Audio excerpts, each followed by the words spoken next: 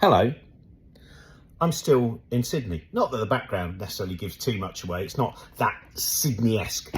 Anyway, I'm going to read a little bit from the introduction from Bibliomaniac because it's just come out as a talking book this weekend, and so here are some of the thoughts that are in the introduction. I think I love books even more than I love reading.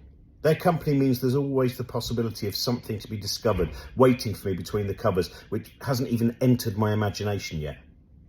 A small but pleasing change in my reality is waiting on every shelf.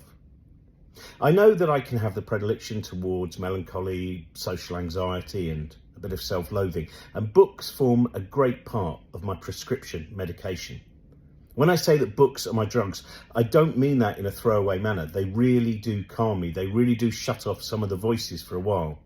They really do take me out of time. But books are not merely my escape. They're an opportunity to explore the world, my chance to get the voices from the page to drown the voices in my head, the place to live in other people's dreamscapes, in other people's realities. I'm too anxious for some of the hallucinogens that my confident friends experiment with, so my trips are fueled by turning pages. But books are not just something that I retreat into, they are also something that I advance out of.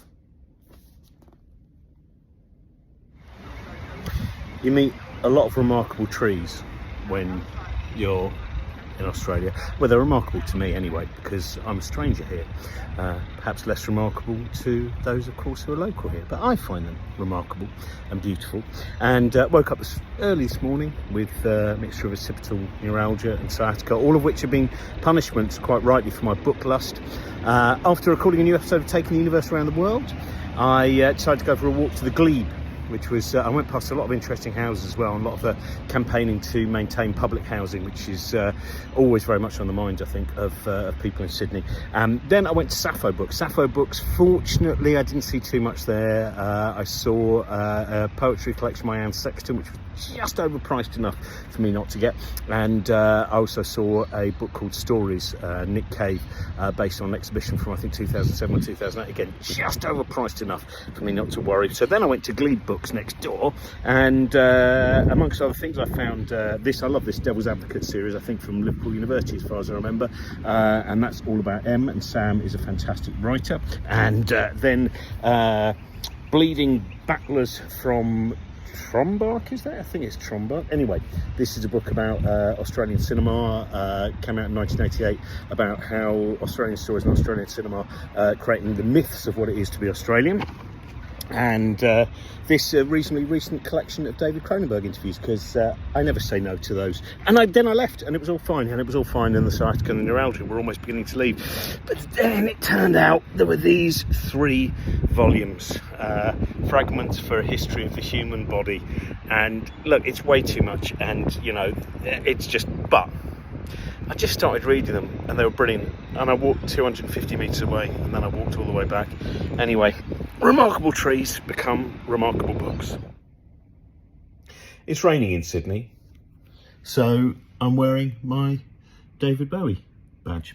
And my breakfast book of the day, the book I'm going to take to breakfast with me, is Leo Rumpole McKern, The Accidental Actor, because he's more than deserving of biography. I presume this is probably the only biography that exists of him. There's so many great actors who just have never had a proper biography, and Leo McKern, amongst many other things, 2 of my favourite TV series of all time, at least to Rumpole the Bailey, which is a masterpiece, and the other masterpiece, which is, of course, The Prisoner, in which the first time he played number 2, he nearly, well, either possibly had a nervous breakdown or might have had a heart attack. I'll probably find that out when I get to that section of the book, because as many of you know, Patrick McGowan was quite a driven actor and creator of The Prisoner, and drinking whiskey and just writing the scripts the day before.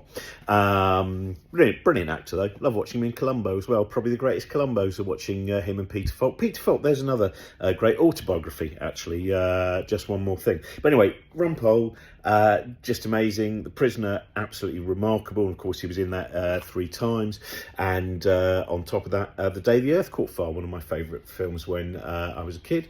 And on top of that, also Waiting for Godot, a televised version with Max Wall. So what more could you ask for with your toast and honey? Well, you might ask for something else, but I don't. Except for coffee, probably.